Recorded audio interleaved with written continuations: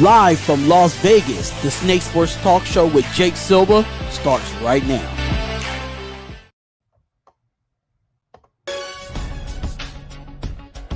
All right, ladies and gentlemen, it is about that time on a super, some of us would maybe call a little suspicious type of Sunday. This is the Snake Sports Talk Show, wherever and however you may be watching and listening. We're live on all social media platforms, iHeartRadio, Facebook, YouTube, Twitter, Twitch, and Instagram. That is where you can like, follow, and subscribe onto the show to keep you up to date on future and past shows. Couple minutes from now, David Droegmeier from Locked On Chargers joining me here. And hopefully we will have Jeremy on here this morning as well, who's always up and on the case. Boy, wild card weekend has officially begun, and it could not have gotten wilder from the start to all the way to the finish on Saturday. And now we've got 3 games today and, Dallas and Tampa Bay tomorrow. But, boy, it took my breath away. I'm sure, David and I are probably going to be feeling the same way that we did from the end of Saturday. But I do want to start with this. So every coach that is here in the playoffs, you got Brian Daboll today, you've got Kyle Shanahan from yesterday, even Pete Carroll. But in the end, Kyle Shanahan was able to narrow down what San Francisco's identity is. They play really well on offense. They play vicious on defense. And all it took was the adjustment in the second half to make things work. You could never put this on paper at all with the best explanation of what the hell just happened last night. Brandon Staley, since he had been hired, has made way too many questionable calls. By the way, the Chargers had Brian Daboll in front of them, interviewed for the job, who has a relationship with Tom Telesco in the past. Yes, they've worked with each other and knows a lot about the Chargers organization. But yet Daboll did not get hired. He took the Giants job that year after. So instead of having somebody who's a journeyman in the NFL, who has the experience, who's developed a lot of players, and who's also understanding of critical situational play. No, they went with a young kid in Brandon Staley, who's big on analytics and who basically is like, we have a duty, we have a job, this is all part of the plan. Well, this plan didn't work. This plan did not work. Listen, for 40 years in this organization, there have been 2 successful coaches in my lifetime. Don Coryell and Marty Schottenheimer. Though that's it. Look, you can talk to me about the Norv Turner years all you want.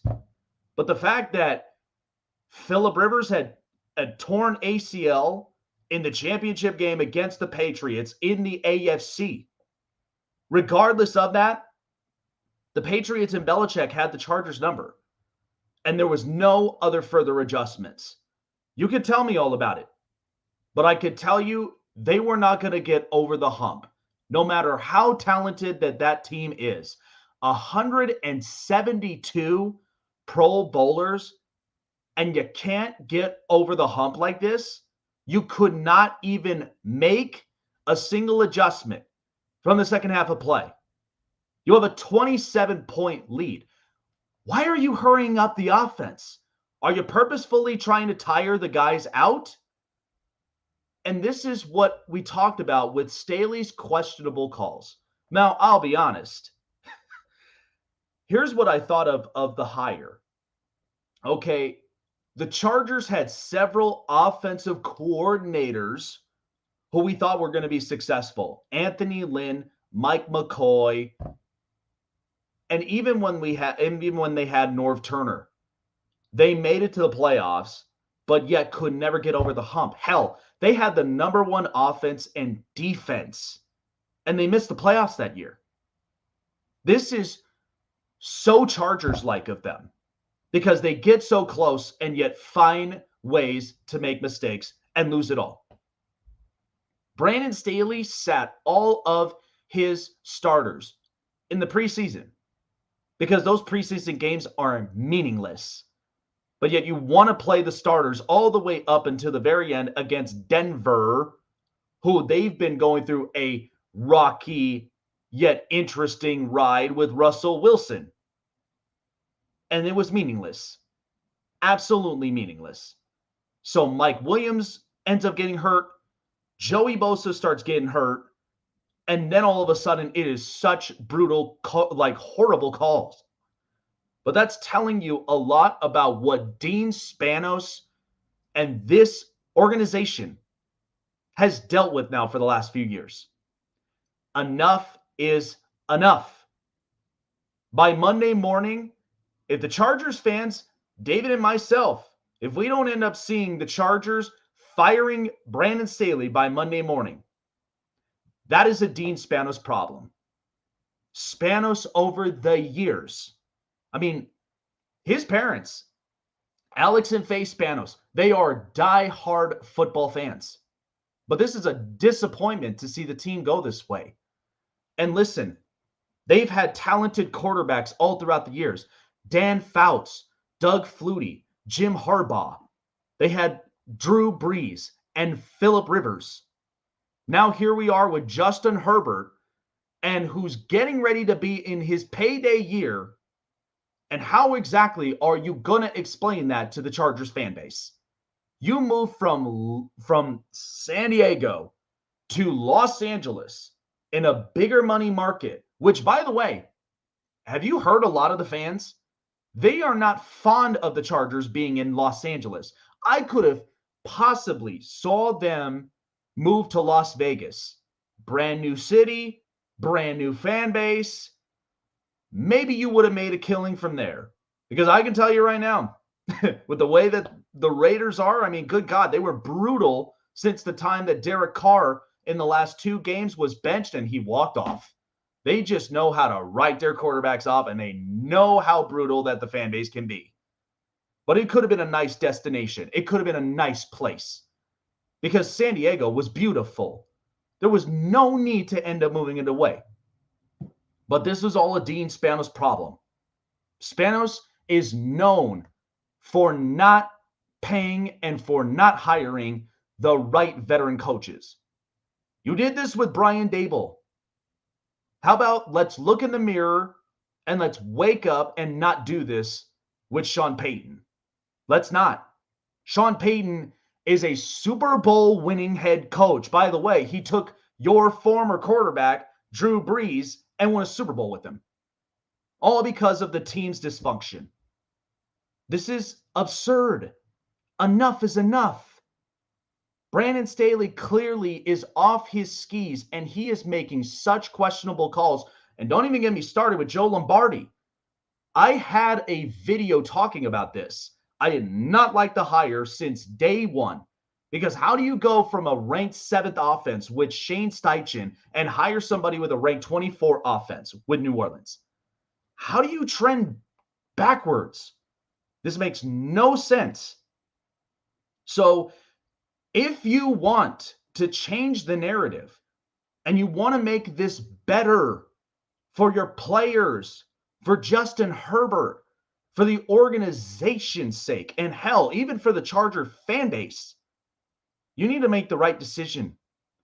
It's time to start putting in a veteran coach who understands what they're doing. You had Marty Schottenheimer on a 14-2 year, and you decide to fire him the next year. Are you absolutely kidding me? And even Don Coryell, with that great of an offense, with Dan Fouts, Charlie Joyner, and Kellen Winslow, and the rest of that offense and defense, this is insane. And again, this is what makes the point, because I watched this game all the way through. Offense was just, they were clicking. Okay, Austin Eckler running the football efficiently. Why did you stop running? And at the same time, you're passing a lot more and you're making yourself more vulnerable, yet more obvious for Jacksonville to come back. And this was the largest comeback deficit in the playoffs. And of course, you embarrass Justin Herbert on national television again. So this is absolutely absurd. I cannot believe it. But it's just so Charger-like. Because no matter what, they get so close. And look, Raider fans may feel the same way. They reel you in until all of a sudden they get blown out the next week. But this is just beyond what it is. Because this has been 40, 50 years in the making with this organization. And they're so snake-bitten. Because they can't hire the right guys. They can't get the right personnel in the middle of this office.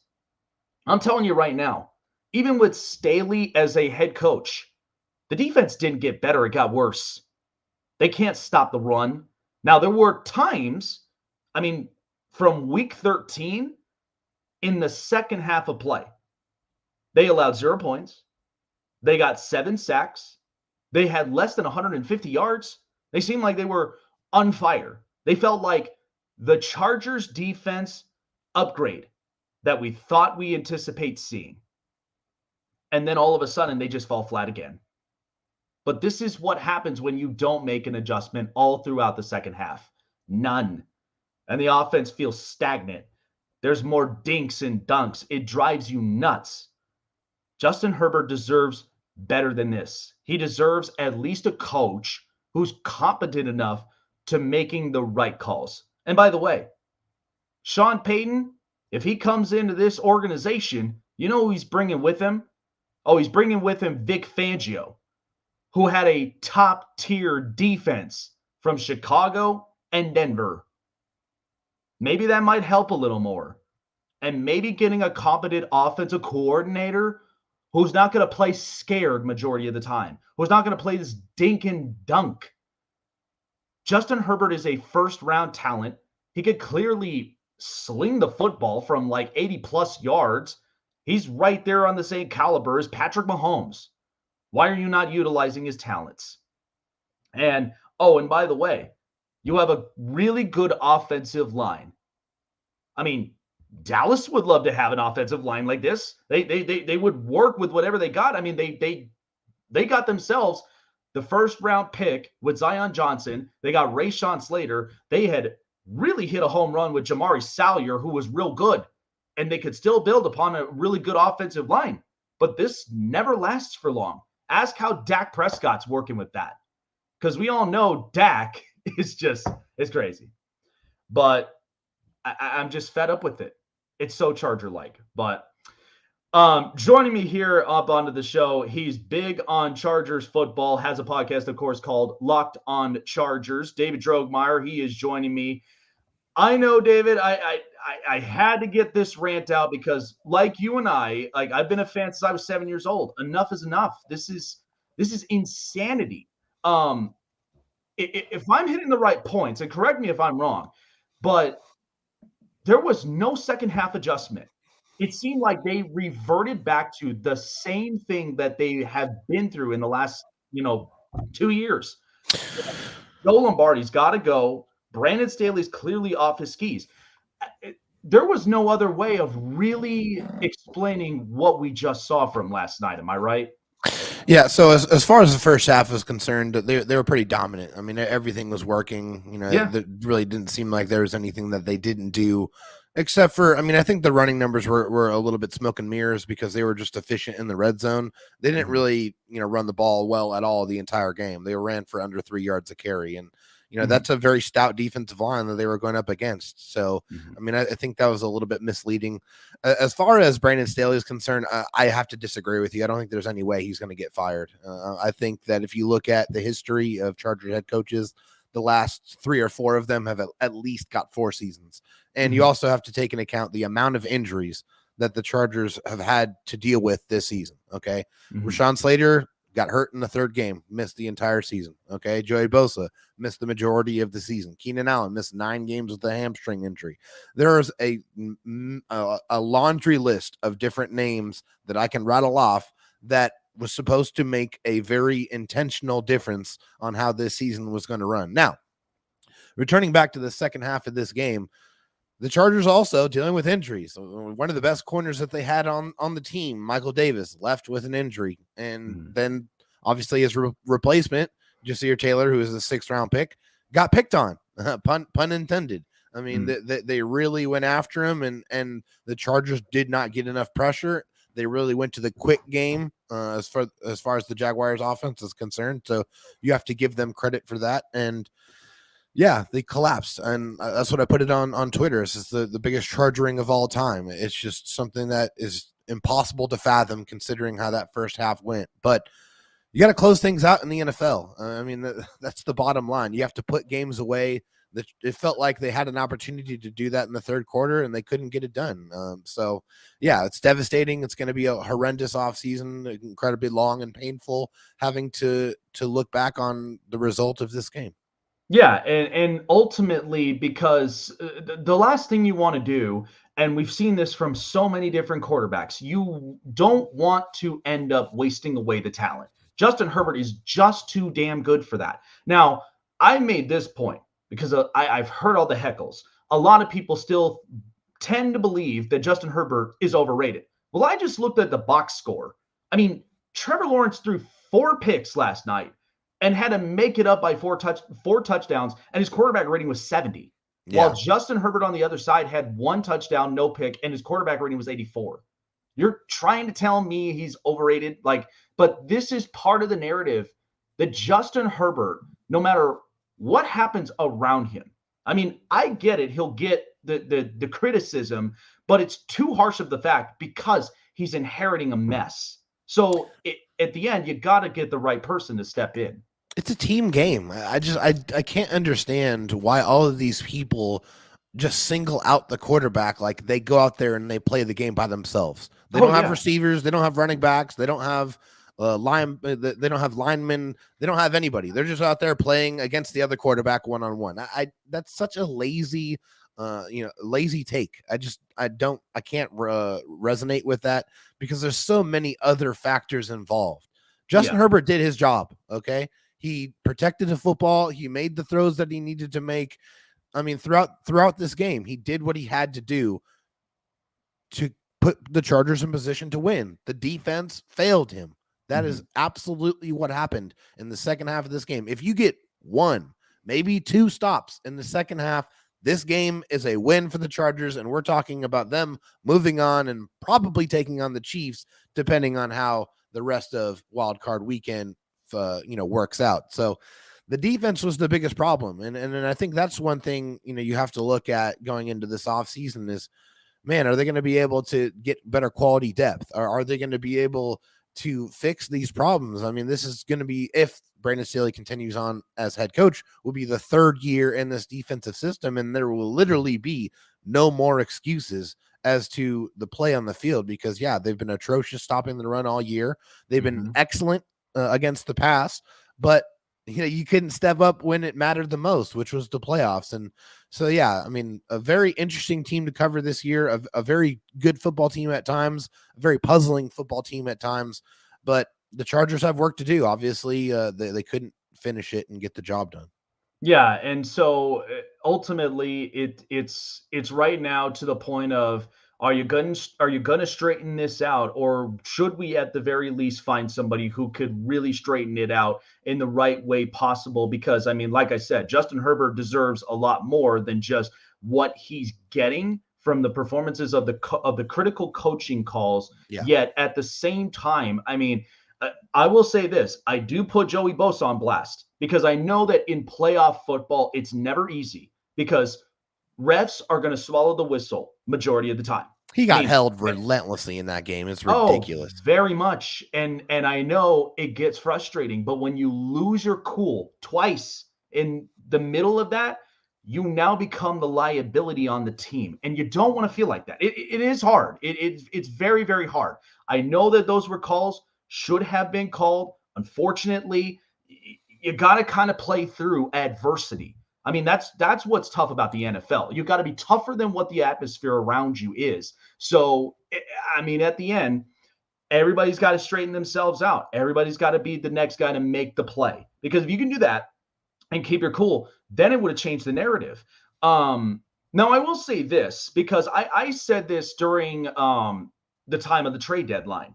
I was very surprised, though, that the Chargers couldn't possibly make a small, slight move that would have helped them in the wide receiving core. Because here's the thing, Keenan Allen, he's not getting any younger.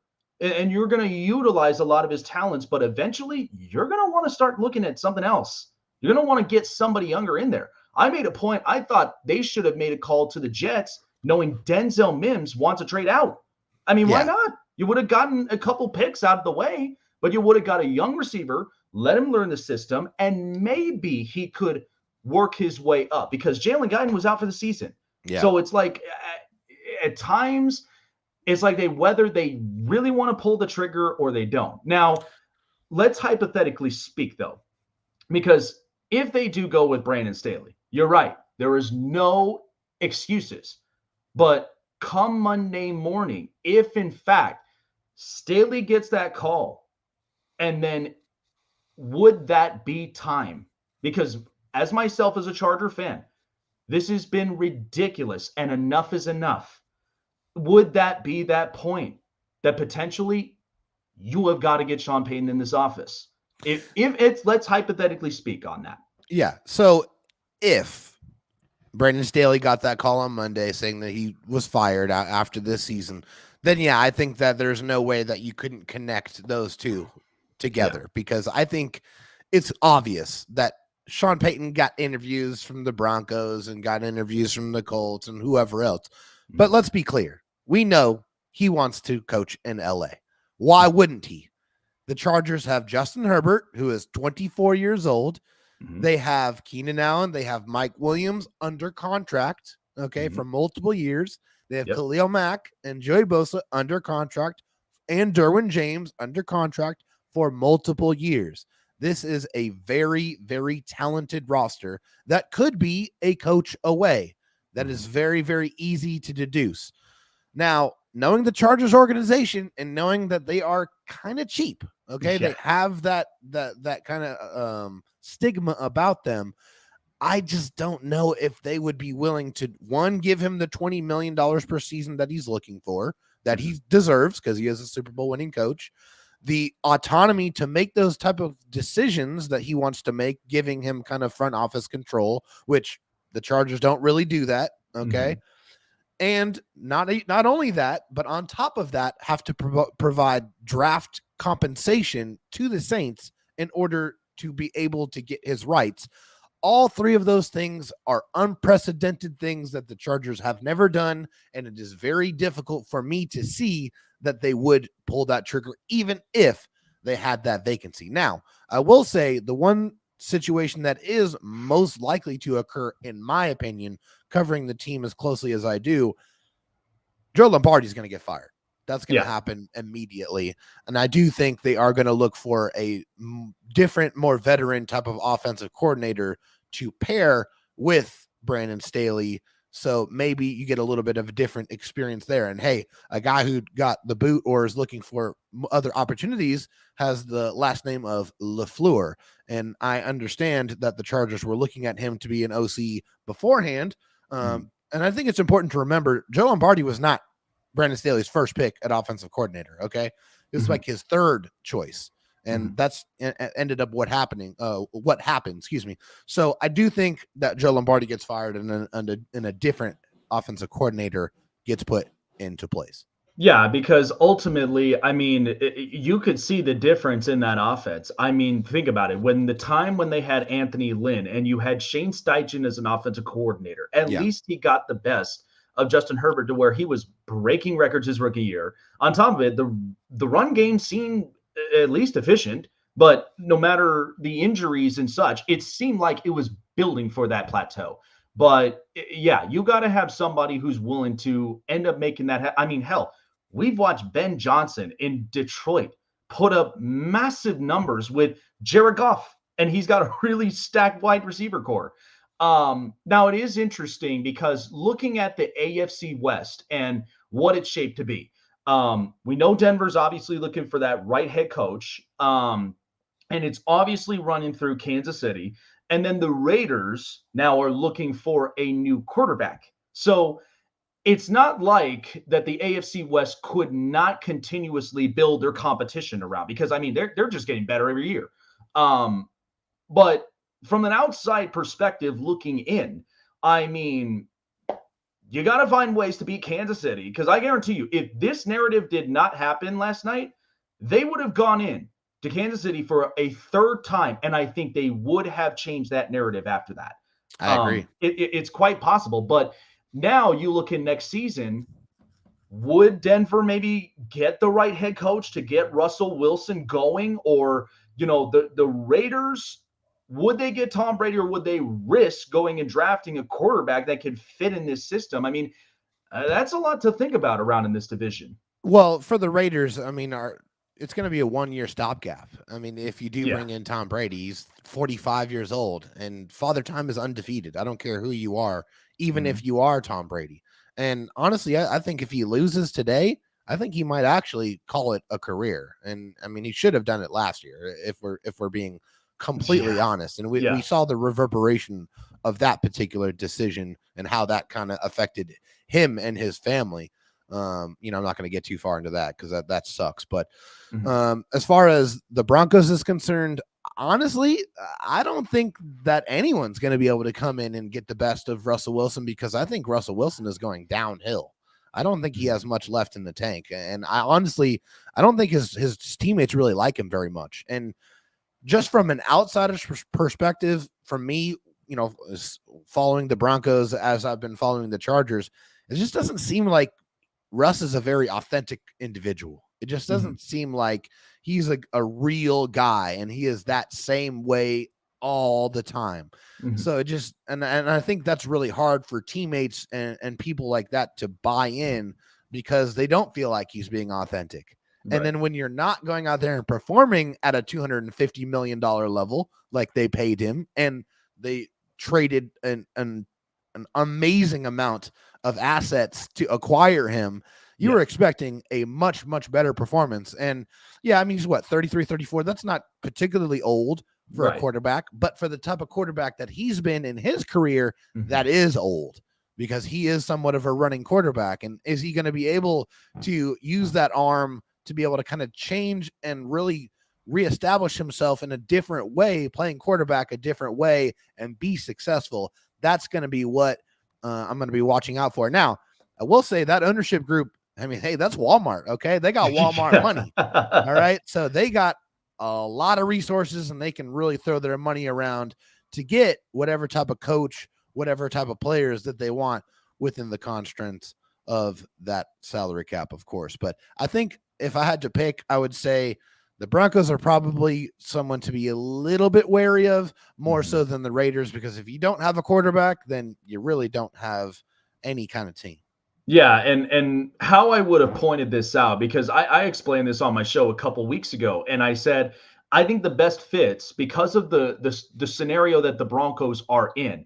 I feel like Shane Steichen could be a fit.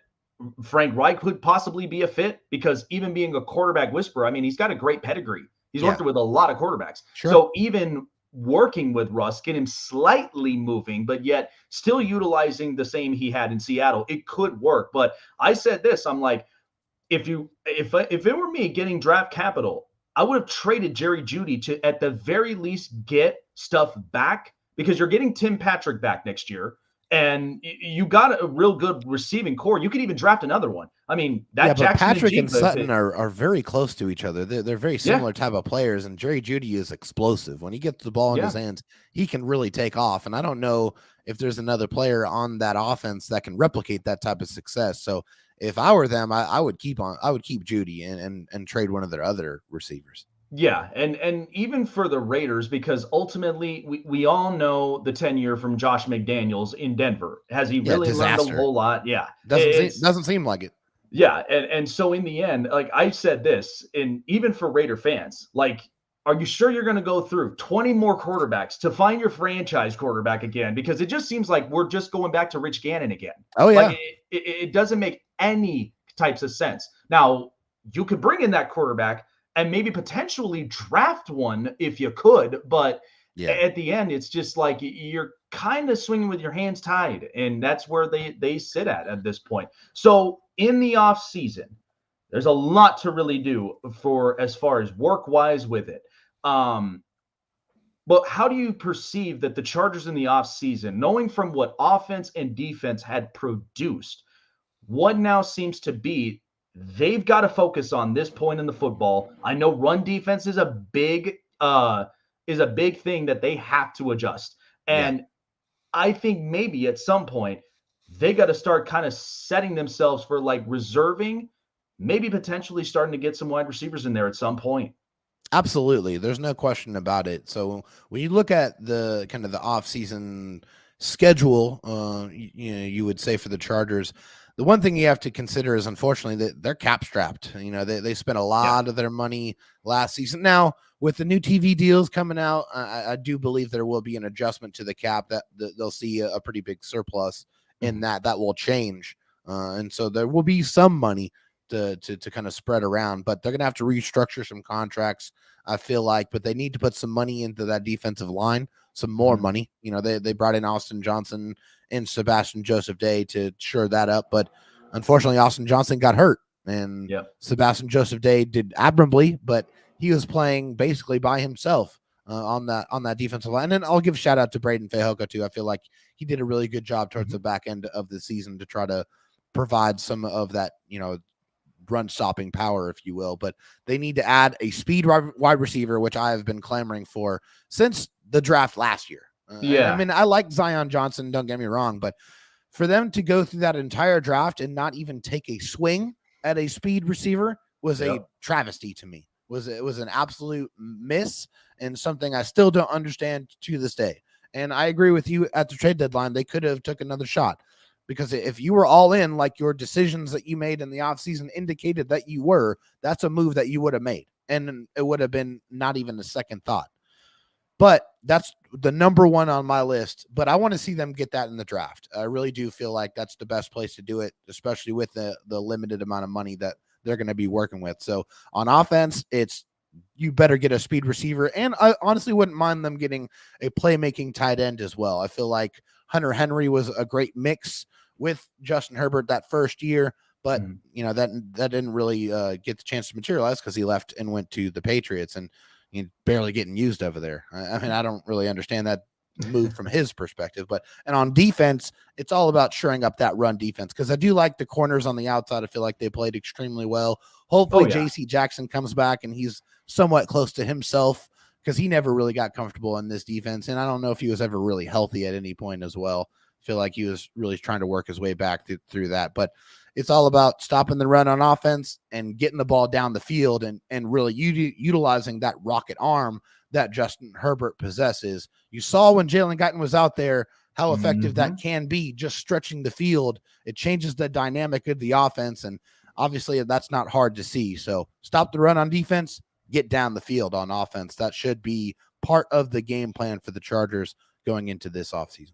It's funny because, and I don't know if you noticed it, but I think a lot of us, we were very surprised because even from last year, I mean, you had last year's preseason where Tyron Johnson was just going off. Yeah. And I was very surprised that first they cut him. He goes and signs with different teams. And they didn't inquire about possibly bringing him back on a practice squad contract to work his way to get back into that portion. I mean, that could have honestly helped even with Jalen Guyton out for the season. From what I heard about the Tyron Johnson situation is that he didn't really pick up the offense at the level that they wanted him to pick it up. They didn't feel like he understood things the way that they were trying to execute it. And that's why they didn't bring him in. And that's why they didn't bring him in at any point after they cut him. So I think that's the major reason why. And for me, I'm like, I don't care if you don't understand the offense. I'm telling you to do one thing. Run as fast as you possibly can down the football field and expect the ball. I don't care if you understand all of the blocking concepts. That's not what I'm bringing you in here for. You're not a blocker. You're a speed demon that I'm trying to weaponize for this offense, like, the Chargers did in the past. But I mean, obviously there are a lot more that goes into being a NFL football player than just running down the field. I mean, there are certain expectations and requirements that, they want you to be able to do. And unfortunately, Tyron Johnson was not able to perform those tasks at an adequate level for them. Yeah, and I mean, even in this league, because of being quarterback centric, it's not like you can never not have enough offensive weapons in this time, Exactly. and the way that it's been shifting. But, hopefully by the end of the night, I mean, I know it's obviously going to be a big time recovery for a lot of Charger fans and for a lot of the Chargers fan base. Yeah. But, work's got to get done. That's ultimately what has to be put in place. And you've got to hope that everything matches the way that it should, because again, Kansas City, we all know that we're tired of hearing a lot of their hecklers. We know that, the competition with Joe Burrow and Josh Allen and a lot of these guys, it's only getting bigger and better from here. I mean, we're going to be watching some of these games, and you're going to see of those three that know that in the AFC, there's a lot that you got to kind of run past in order to be the best of the best. Yeah. So hopefully they talk some sense in themselves, and maybe they can get themselves back into where they want to be. But I appreciate it, David. It's so good talking, man. And especially with a lot of, I had to find at least a lot of people that knowledgeable on Charger stuff, like myself included. I mean, just to get me up onto the show.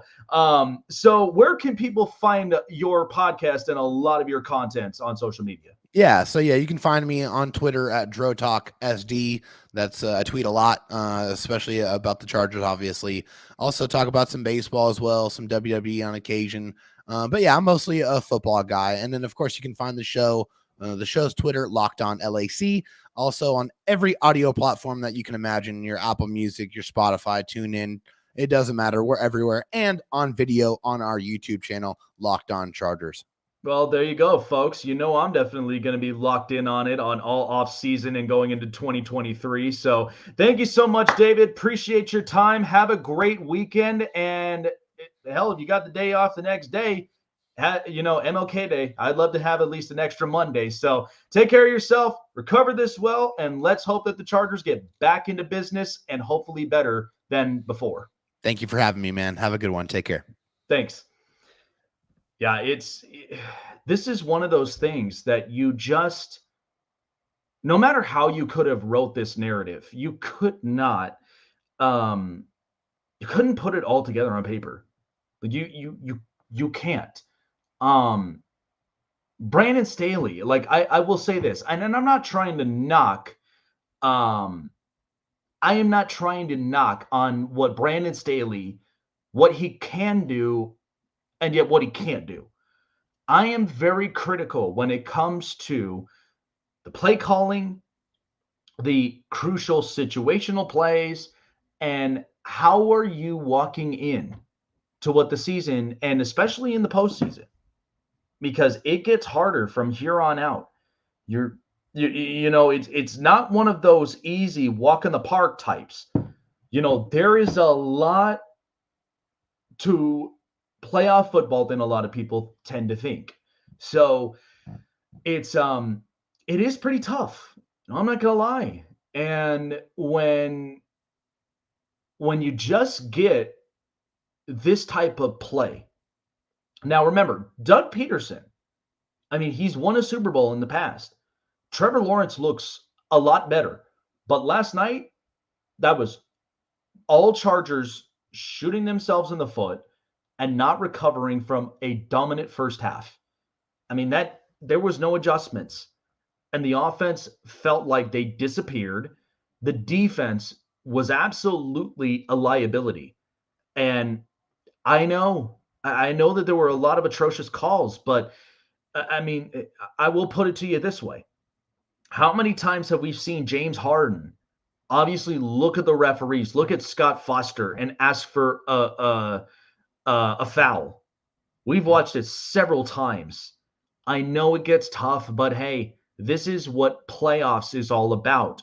You've got to work hard to get past adversity. That's the way that it is. They're going to try to control the game as much as they possibly can. It's outsmarting the game. That's what it comes down to. And when you've got guys losing their cool, you got a lot of the players that, and I know that they play hard. I'm not knocking on them at all for the way that things have played out, but sometimes you just got to shake certain things off and be ready for the next task at hand, because that's where it's going to be the important part in what determines the year. So I don't know. I just think that this is going to be one of those things. The Chargers and Dean Spanos really has to get right. Because if he can't, I don't know. I've said it over and over again. I feel like Spanos has to sell the team. Because this is not, the fans deserve better than this. Justin Herbert deserves better than this. And you couldn't write it all over the wall any better than what last night gave you. So I do want to end up shifting on a couple of topics here as well. Because I just think there is, hold on a second.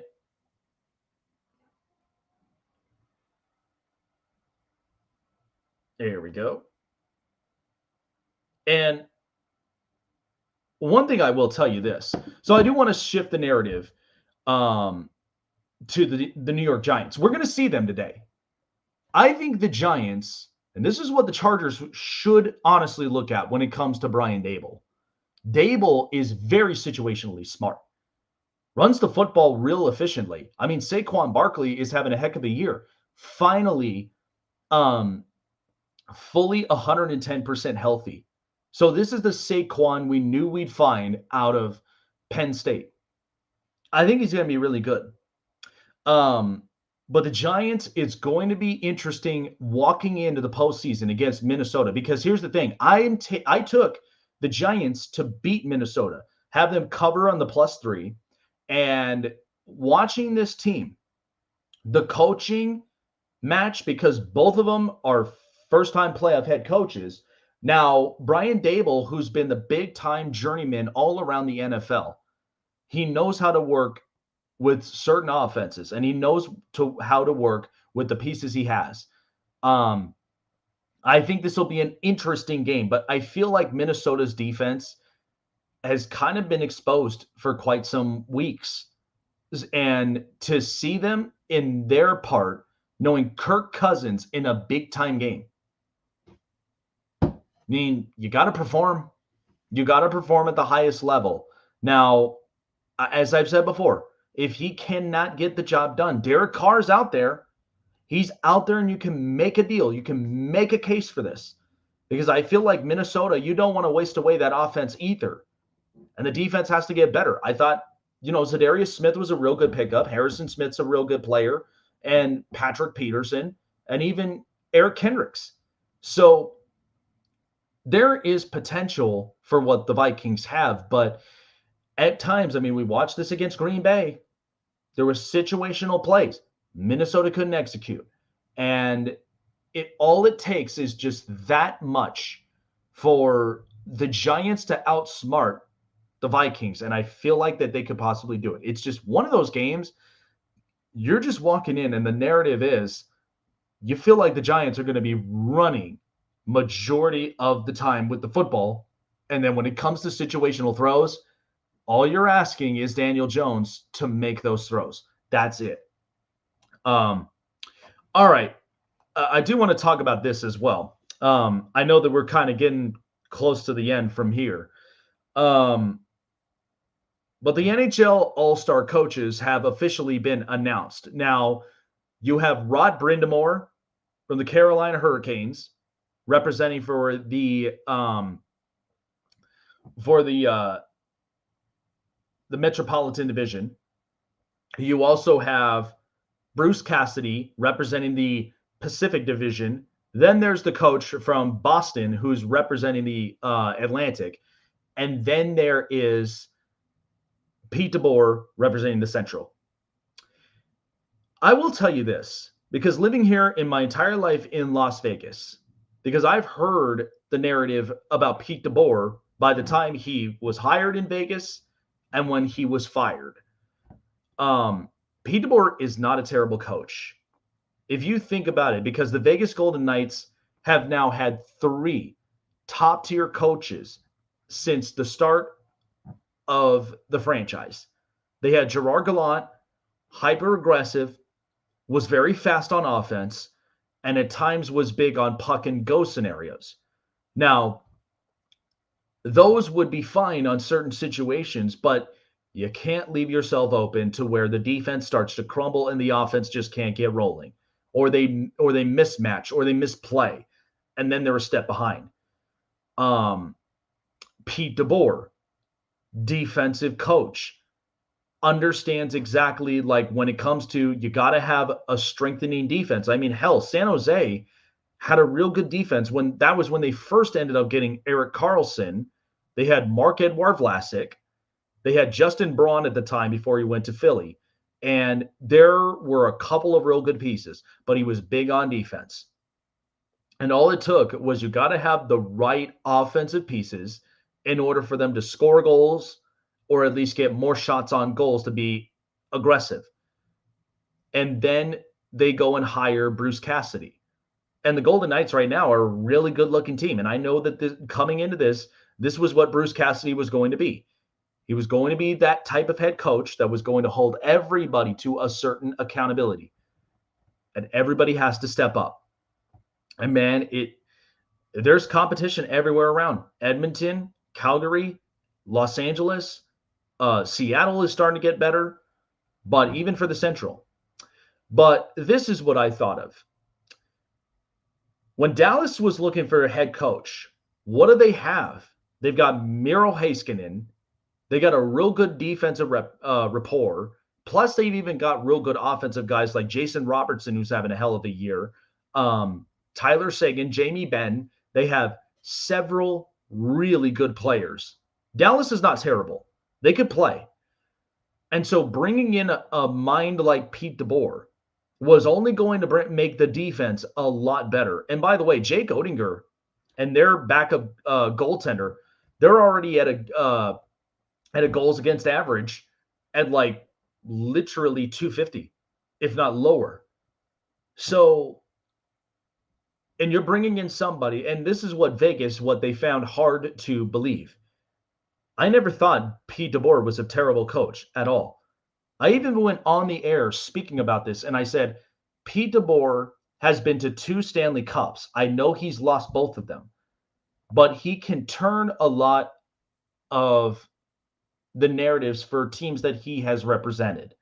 I mean, you had Carolina at one point, you had, you had New Jersey, and then San Jose, you make all the way to the Stanley Cup final, then the Vegas Golden Knights, and they made it into the Western Conference Finals like twice from his tenure. And then you go into Dallas, and right now they're the best team in the Western Conference. Now, I don't think they'll stand there for very long because the Golden Knights are on fire, the Kings are playing real good hockey, and then so is Seattle creeping in. Now, the question is, could Colorado possibly recover themselves from what they had from last season? I don't know. I mean, injuries have been playing a big role. I still do think Colorado is a tough team. I mean, Jared Bednar, real good coach. I don't think there's any question whatsoever that he will refigure this out. But Pete DeBour, people seem to write him off really easily. But I know what they were getting. Goaltending was going to be exceptional. Jake Oettinger is having a great year. I mean, next to Logan Thompson this year, great year in the Western Conference. Defense is playing real good. I mean, hell, they moved on from John Klingberg, who is a real good top-tier defender. And they've got Miro Heiskanen, who's now setting the tone in his prime. And then Jason Robertson, real good offense. They are going to end up focusing and shifting more of their focus on offense. Because at some point, I mean, you've got Tyler Seguin getting up. You've got Jamie Benn at some point down the stretch. He's getting up there. And so you got to find the next big thing on offense, or even drafting the next big thing on offense. But all these all-star coaches, I mean, Rod Brindamore was a former Cane, knows the Canes organization. And Bruce Cassidy, he's great. He's a great asset when it comes to young, up-and-coming talents. That's why you see the Golden Knights playing the way that they are. And he's tough on everybody. He's even tough on the veterans because there is a task at hand. And then, I mean, Boston came out of the woodworks just swinging. And I had question marks about them. But it turns out they're playing just fine. They're not having any flaws to what anywhere from on the lines and on from defense and goaltending. They are exceptionally good. But anybody that can see Pete DeBour and where he's at right now, I mean, he could definitely turn this Dallas franchise around. I mean, they did get to the Stanley Cup final a couple of years ago and played on what role? Defense. And we're big-time defense walking into the Stanley Cup playoffs, and they certainly kept that narrative all the way down the stretch. So that's what they're big on. They're big on defense. They love to play really good situational hockey.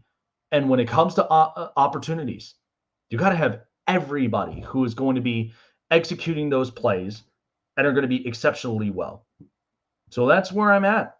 I mean, he's not a bad coach. Dallas apparently seems to be playing really good. So that's going to do it here for my time on the Snake Sports Talk Show. I appreciate everybody who had came in. David Droegmeier, who came in earlier, talking a lot about Chargers talk. And, we had a fun time with that as well.